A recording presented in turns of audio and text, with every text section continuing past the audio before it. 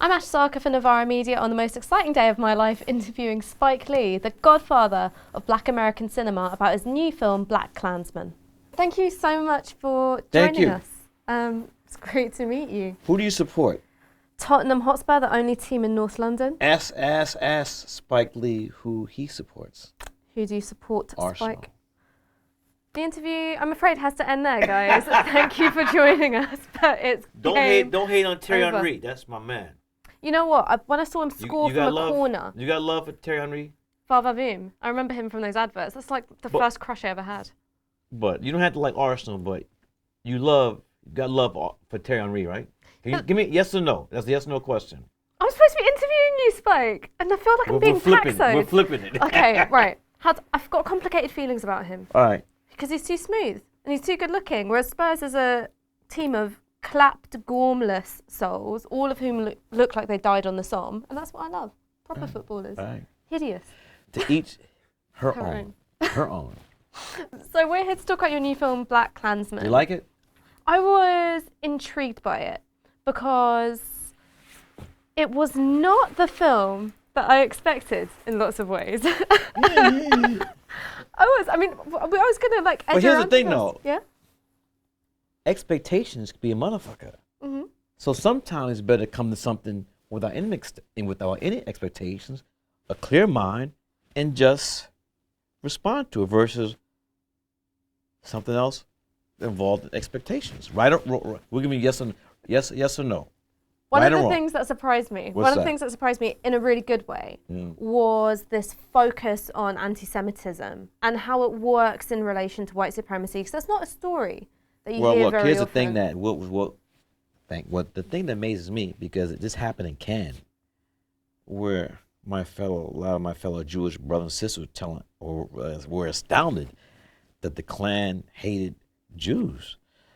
Like, what are you talking about? You're number 2 on the list.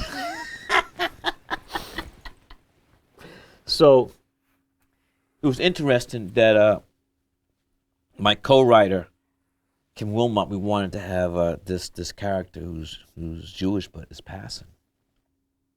I mean, and there's that great line where he says, "I was just another white kid." Right. Like, is this called passing? And I think that question is sort of left up in the air when it comes to Flip. I mean, No, it's not left in the air, because as another scene, he says he admits he has been passing. But in terms of, at the end of it, in terms of the expectations that other people have of his Jewish identity, he still doesn't quite embrace it in the same way. In terms of what is the status of Jewish people in white America, it's still white adjacent, right? It's still an unresolved question politically. Well, it depends who you're talking to. There are several Jewish people who might think they're white, and other people will think, no, I'm Jewish. So it depends upon the individual. But in the film, no. I think that the Flip Zimmerman character comes to terms with his own heritage. I mean, I'm sort of interested in going back to the film and maybe watching out for that more towards the end. So do you think that the boundaries of whiteness can be redrawn according to political needs? Because I guess that's the interesting thing about Flip. It's when he comes into contact with the Klan, when there's this escalation of activity. Well, I think there's been, in the United States at least, people have always, we might call them, who are immigrants, and they're the last people to come in. They're going to try to assimilate, and sometimes to assimilate into a culture, you have to code switch, whether leaving your name, leaving eyes off the end of the name if you're Italian, or Stein or Berg if you're Jewish. So that's not new. I mean, if you're very light-skinned, black, in code switch, you're not black anymore. You're light. So it's not new. It is old. I think one of the interesting things for me in terms of the political situation that we find ourselves in, because when I was growing up, the story that we were told is that anti-racism is endless progress. Things can only go forward, they can't go backward. I think with the election of Donald Trump, the growth of the far right in Europe, things can go backward. Who'd you say? Donald Trump. I don't. Who's that? I call him Agent Orange. You call him Agent Orange? Yes. Only Agent Orange. President Agent Orange. Yes. I mean, is that why this film feels so urgent? you've got characters dismissing the potential of a David Duke presidency in the film. Well, the reason why, and thank you for the question, reason why the film feels urgent because I was urgent. My co-writer, the actors, the crew. You feel the urgency because it was made with urgency. You feel the urgency because we worked hard so we could release the film on the 1-year anniversary of Charlottesville, which that's a quick turnaround because we didn't start shooting till September. So I think we were successful because you felt the urgency. And I'm not trying to be funny or flip, but this film, we weren't fucking around. We knew that this is we have an impact, and there's a moment, not a great, but a moment in history where we could hold the mirror up and see where we are. And here's another point I'd like to make. I hope people see this film, especially people who are in the United States of America, because there's a tendency so far I've seen to see, oh, BLACKkKLANSMAN, Ku Klux Klan, that's just something peculiar to the United States of America. Wrong. There's been a rise of the right all over the world. Right here in the UK, Brexit. So this film is about a global phenomenon, not just something that happens or something that's peculiar to the United States of America. Where I really got a sense of that urgency was in one of the stillest moments of the film was just the recounting of the lynching of Jesse Washington. I'd like to say this, that we were blessed to have Mr. B, Mr. Harry Belafonte in this film. His character's name is Jerome Turner. And it's a real person. His character was a witness to the lynching of Jesse Washington that took place in Waco, Texas, 1916. So when doing the script, I don't want to cast somebody and just have it be 4 hours and makeup. I wanted someone who would bring dignity to that role, or weight, gravitas, history. Mr. Harry Belafonte was in the 60s. I mean, he was side by side with Dr. King. I mean, he was in the movement. He was a freedom fighter then, and 91 years old, he's still a freedom fighter. So, as I said before, it was an honor and a blessing that he could be in this film. A side story. We saved that scene to the final day of the shoot, last day of production. And the day before, I told everybody, when you come to work tomorrow, wear your Sunday best.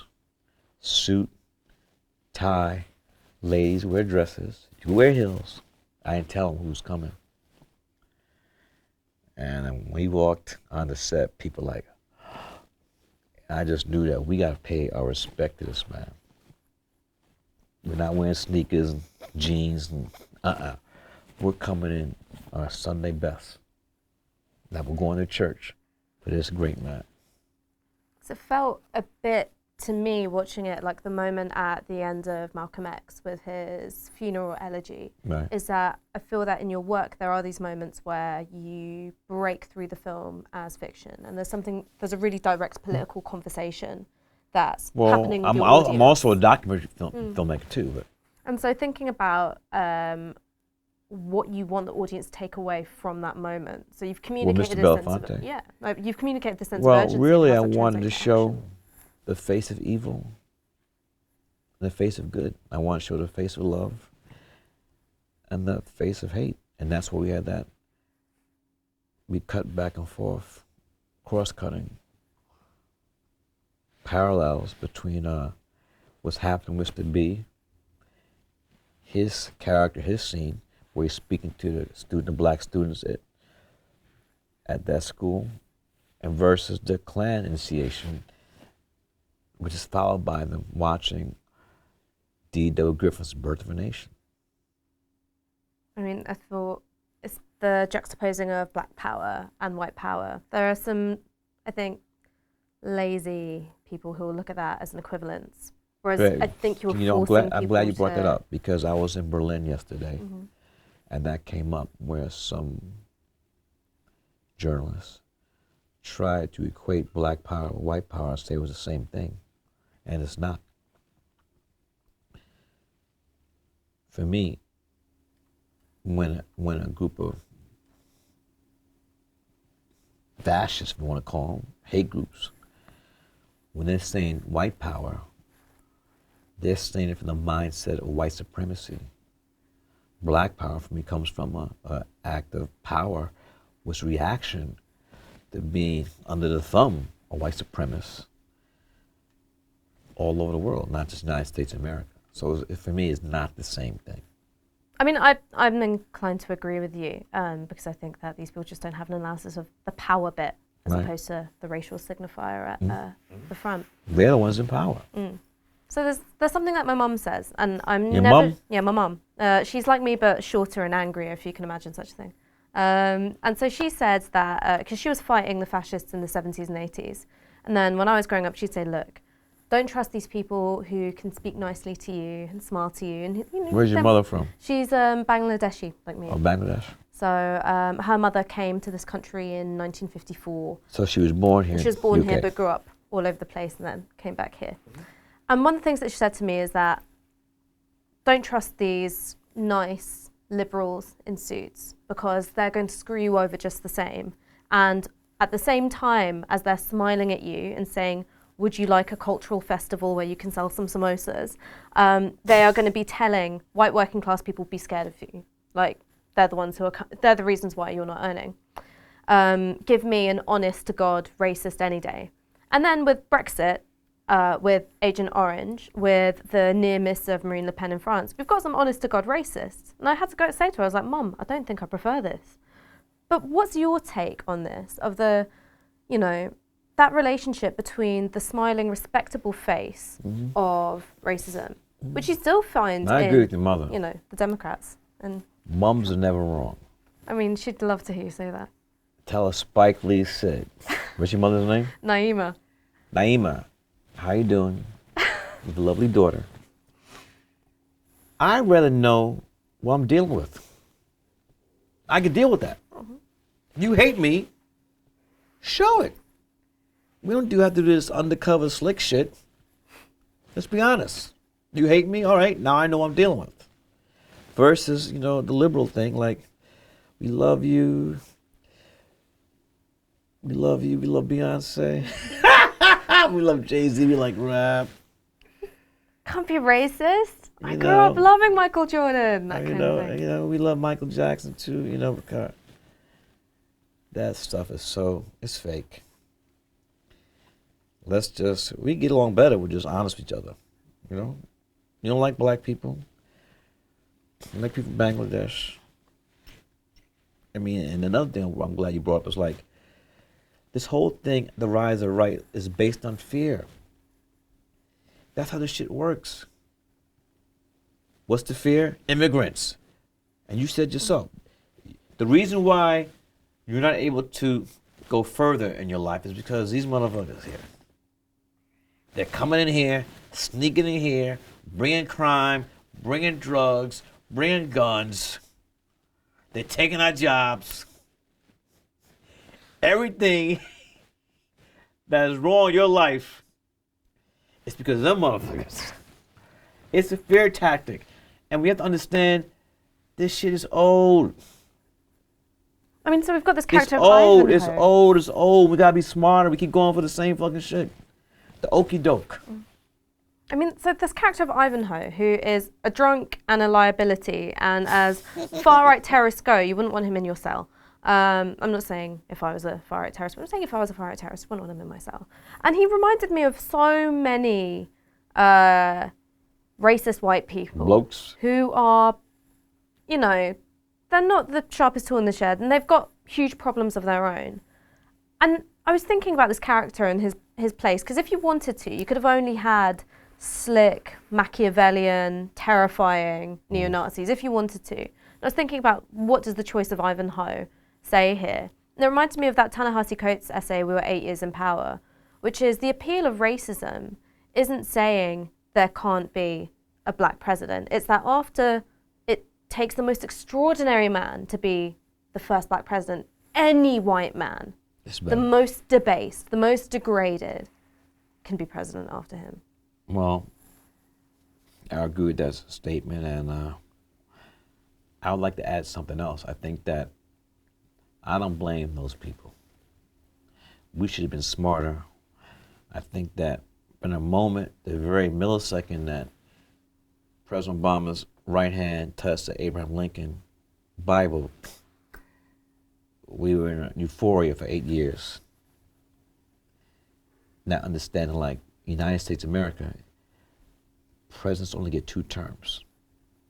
But the Republicans, they were like, they outworked Democrats, and they strategized, like, when this nigga leaves, I'm just gonna say it. They say that. When we get this nigga out the White House, we have the shit unlocked. And they did. Thinking about the N-word, this tape that they say has, I mean, I don't know why you need a tape of Donald Trump saying the N-word to prove that he's a racist. I don't have to have a tape to know he used that word. I mean, he obviously has. And even if he hasn't used that particular word, he's used enough words around it to convey that that's what he thinks. First of all, it's not even the words aren't necessarily harmful. It's just not the stuff he has done. Forget the word, forget the N-word. That's nothing. The stuff he's done displays racism. That's the big thing. And in terms of the reaction of audiences, because it's a word that's used a lot in the film, and when Ron Stallworth first uses the word on the phone posing as a white man, there's this eerie silence, like in the police precinct, which is kind of mimicked in your audience, is that you can feel that intake That's of extraordinary, breath. though, that I had this happen to me before. I did a film called Bamboozle. And it's a very humorous film, but subject matter, is dealing really hard terms of race. And there's some stuff in that that's very funny and humorous. And I'll be in the audience and white folks looking around, they want to laugh. They're looking around like they want to, looking like for a black person to tell them, yeah, go ahead and laugh. They're looking at the nearest black person up there like, can I laugh? and some of this is happening in with BLACKkKLANSMAN. I know someone who went to see the film, I forgot where it was. And he's like, majority white audience, and like afterwards, white people come up to him hugging him, like, I'm sorry. Insanity. Is this the Spike Lee Truth and Reconciliation I Commission? don't know what it is. But people, black folks, like, how are you doing it? Like, wasn't this a your good? people have been through so much. Wasn't it a good film? and I say it not to. I'm not making fun of it because I believe these are genuine feelings. But that code of the film, it just shakes people. It's not just a black and white thing. It happened in Cannes at the world premiere, and it's happening in regular theaters across America. When the film was over, a lot of people, I know all over the United States of America. And so everyone was telling me how much they liked the film. For the thing that was uniform, they all said, in exact words, it's like they talked to each other. They don't even know each other. They all sent me texts or on my Instagram. When the movie ended, here goes a part that's the same exact words. You couldn't hear a pin drop. And that's the verse. I mean, no matter who it is, the racial man. You couldn't hear a pin drop. That's how, people were shocking and all this other type of adjectives, but a punch in the gut and all that type of stuff. But that, again, that ending was not scripted. It's because you reminded people of something they'd rather forget. I thought that about the car Well, I ramming couldn't into let it her revenge. hair. I could let. I, as a filmmaker, Spike could not let America forget this horrific act of homegrown terrorism, and to make sure that we released the film on the 1-year anniversary. Do you think that progressives, liberals, the left, anti-racists have learned lessons from Charlottesville in terms of organising, of taking the fight to the far right? Well, I think that it happened before Charlottesville. I think that happened once this guy got president. I mean, the day after the inauguration had like the biggest demonstration ever in the United States, mostly women. So there is a really, as you might say, called a grassroots movement that's local, not national, local level, and people, progressive people, who is not is not based upon gender or sexual identity or race or whatever. Progressive people coming together, finding common ground to form a coalition to have an impact on getting all these guys out of Congress, out of the Senate, and out of the White House.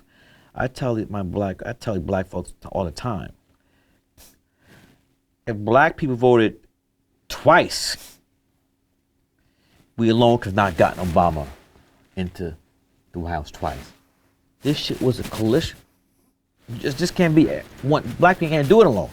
We can help, but it has to be a coalition. And I think people are energized. People worry about their future, their children's future, their grandchildren's future. They see how this office is being pimped out for the highest bidder. Can I ask you a question? Mm-hmm.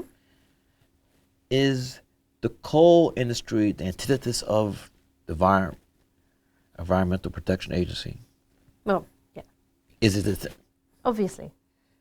Why? Then how is the guy that's a lobbyist for the coal industry put in as the head of the EPA?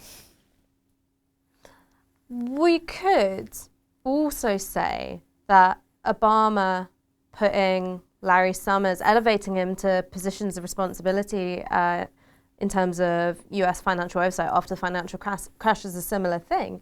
That, you know, Trump is only able to do what he is able to do because of some of the executive overreach first started by Obama. I don't think that argument well, you stretches have all a the good way. point. Look, I'm not saying my man was perfect, but I don't remember. Remind me you did something that's affecting the planet we live on. And also, my brother believes in global climate, which the other motherfucker doesn't. Yeah. I mean, so let's think about, as well as the grassroots, I saw you in a different interview wearing a T-shirt that said, God protects Robert Mueller. That's my man. And I thought that this was an interesting tension in the film, and I think this is what I found most intriguing, because you've been a fierce critic of police violence.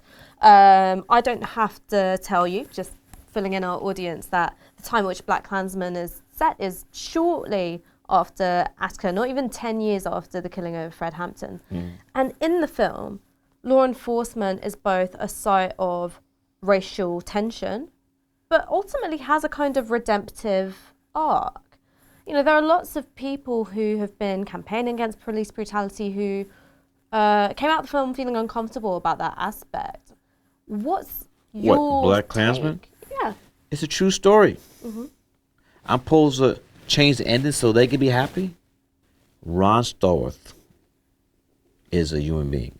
This is not, I mean, he's a real person. He was the first black person to enter the Colorado Springs Police Department. Ron Stallworth infiltrated the Klan. Ron Stallworth stopped a bombing from taking place. So if people have a problem with that, then I don't know what to tell you. And I also like to add that I have been critical of police in my films, but look at the portrayal of police in Inside Man. Look at the portrayal of police in Clockers. Look at the portrayal of police in Summer of Sam. And I think those are very, very fair representations of police work, and I acknowledge that is not a hard. That's not an easy thing to do, but I also see. I live in a world where black people are killed left and right by the police department, and I think is my duty to speak on black people being shot down like dogs.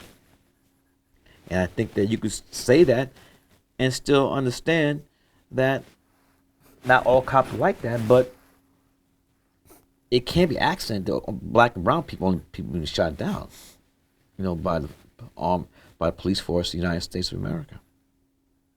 I mean, there's that famous slogan, there is no justice, there is just us. And I think that that's the position that lots of the people that I've spoken to are coming from, which is a film which is telling a story of one of the most violent and brutal conflicts with racists that has ever existed in the world in terms of the Ku Klux Klan. And then their sense of that is this film asking us to have a renewed faith in law enforcement to protect us from racism. Like, is this the takeaway? No, that's not the takeaway, because if one looks at the final scene, when the progressive people are going toe to toe, fist to fist with those right-wing fascist racist groups, where are the police? Did you see police in those skirmishes? Mm-hmm. Let me give it a word, English word. It was a Donnybrook. A Donnybrook? Yes. Where were the police? Did you see police in any of that stuff? Where's the police when the car went down the street? So maybe those people feel that way left before the Charlottesville. They left before the movie ended. That would be my answer.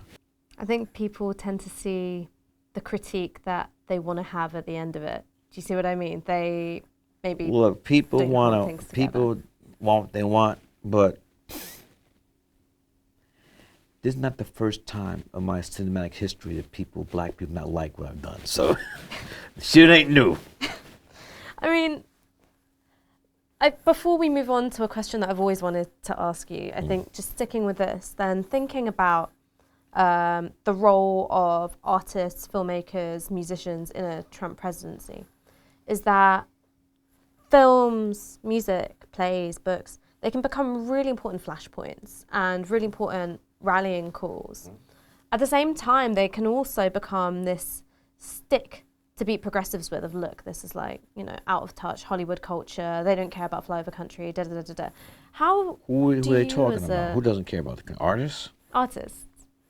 So how do you as a filmmaker produce this work which both rallies your base in terms of the people who find Trump's values abhorrent, who are terrified of the rise of far-right violence both in America and across the world, and also those people who are disaffected, alienated, and could perhaps become tempted by those more xenophobic, bigoted forms of politics as a way in their head of kicking back against the establishment?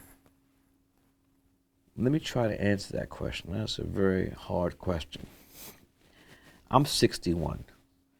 In my much younger days, I would comment on people who I felt artists who should be saying something. But as I grew older, smarter, more mature, I've come to the realization that everybody has their own path.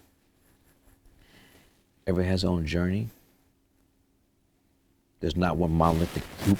There's not one monolithic mindset. And people are going to do what they feel they have to do. So therefore, I can't worry about that. I just got to worry about what I do. And that's what I've been doing, You hear me talk about nobody else. I'm like, do your thing, except Kanye. That was the exception. When he said that stuff about slavery, I'm sorry. I tried to withhold myself, but you know what? The ancestors wouldn't let me. I was talking to The ancestors would not let me be quiet in that one. I was talking to a rapper about Kanye, and he was saying that he thinks that where Kanye is now is because he gives and he gives and he gives with each album. He doesn't know how much of the man is left. And so there was the Kanye who celebrated his mum's participation in the civil rights movement at the beginning of his career, and then this unrecognizable Kanye. Wait, so you're telling me that this unknown rapper said because he gets so much of himself. That was his idea. Whoa, he gets so much. I'm just trying to get it clear. You have to name him. Kanye gives so much of himself in an album that finish it.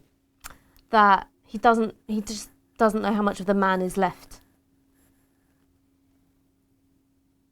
There's this person saying wild things, seems lost. I mean, I get great examples of, one might say, great artists who were able to do that and still knew who they were.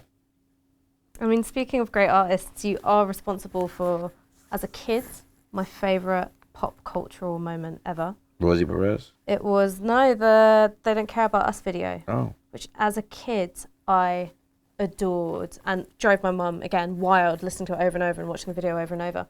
And she would say, turn that off. How many times are you going to listen to that? I mean, she tried being patient, bless her, but absolutely drove her mad. And I was thinking about throughout your films, there is this love of music and love of dance. And it's in BLACKkKLANSMAN with Too Late to Turn Back Now. The Cornelius Brothers and Sister Rose. Have you ever heard that song before? Great song. Have you ever heard that song before? I hadn't the first time in the film. And I came out singing it. And it's something which comes up again and again in your film. These moments of dance. I love music. My father's a great jazz musician, Bill Lee. Played with Bob Dylan, a whole bunch of people. Scored my films. And we just grew up in, not just me, my siblings and I grew up in where music was played all the time. So I've always loved music, and very early on I started to study how music could work with film, music and image. And that's something I pride myself on. And one day I'm going to do a musical. One day. One day. Will I get to interview you afterwards?